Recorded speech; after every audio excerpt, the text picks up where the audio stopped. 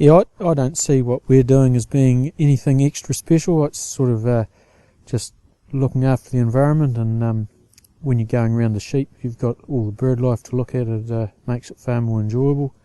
The people that come here fishing and duck shooting, they are really appreciative of the pockets of bush and the bird life and that they get to see while they're doing their recreation events. And yeah, I just see it as part and parcel of good farming to look after these pockets that are left. Well, we do have two covenants on the property. One is the little piece of bush in the background here, which we've replanted over the years. It was originally just kahikatea trees, and we've put an understory underneath it because there was nothing growing underneath them. They're now looking very healthy, and we've just recently developed a wetland, and it's only filled up in the last while.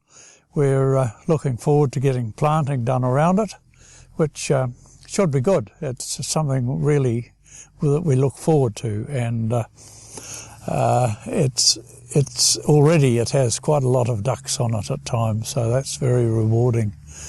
And there's the native tree planting that we do. We put in tree lines of native plants, and a lot of satisfaction there. And also there's the apple grafting that we do here for the Environment Centre at Riverton.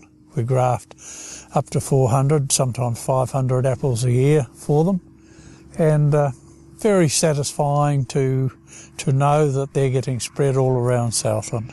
Yeah, Mike and Frank O'Brien, farming here 2,500 hectares, about 13,000 stock units. Originally the farm was part of Sunnyside Station, and it was farmed started in 1934 with my father and my uncle. And since 1974, West End has been farmed firstly by a father and then Frank and I in partnership.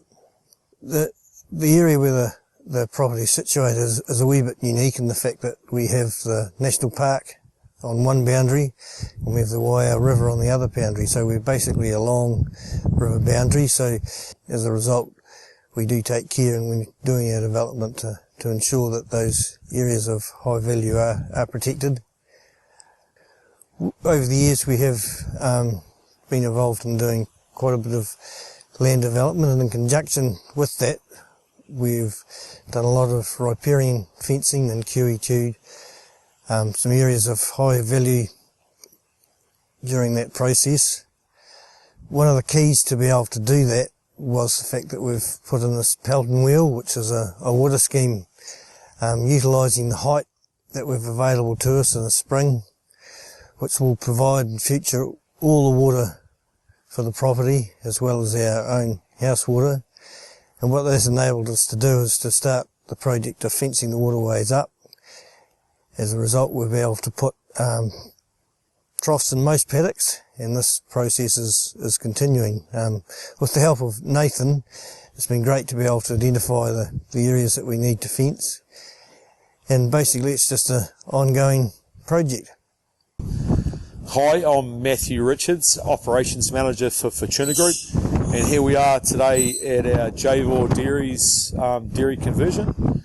This farm is 191 effective hectares, and we are wintering 545 cows this winter. What we're famous for here is, I guess, this is the start of the Waihopai. So we've got the Waihopai swamp, I guess, is just over here. So as part of the conversion, everything within the boundary fences was stripped out and rezoned. We GPS'd it. All the waterways obviously were fenced off. We've planted 3,015 different tree varieties to try and add shelter and riparian strips throughout the farm. Yeah, so there's nothing innovative or flash about what we do on this farm. It's more about doing the basics very, very well. Little things like, having small breaks when wintering cows, small mobs, so back fencing, portable water troughs, apply nutrients at different times throughout the year rather than in 1 or 2 dumps. In leaching for this year at a stock rate of 2.75 cows to the hectare, wintering 250 cows on farm is 28 units of nitrogen, which is really, really low, just by doing the little things properly.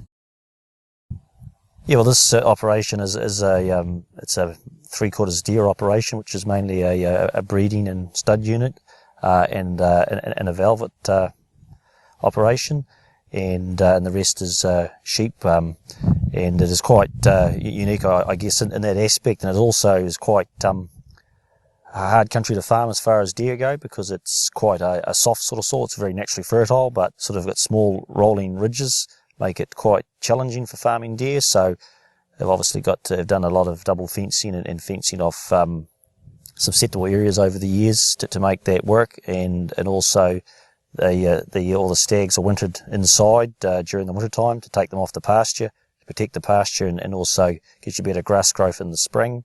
And the hinds are all wintered on brassica crops, and so it just leaves most of the rest of the farm in the winter just having yearling or small mobs rotating around. The plantings in the Shoutabout are sort of mainly natives. They're a mixture of broadleaf, toy, Alleria, and I quite like the shelters that are sort of look after themselves. You don't have to do any trimming, and the animals trim them back, plus they get the benefits of that. And also planted some small forestry blocks and sidelands that were suitable for deer, with Macacarpa and Pinus. It's quite satisfying to see when you're done, everything's been, areas have been fenced off and shelter been put in and double fences put up. It makes the whole operation work a lot better, and plus it's quite satisfying to look at the end result with lots of nice Shoutabouts and trees.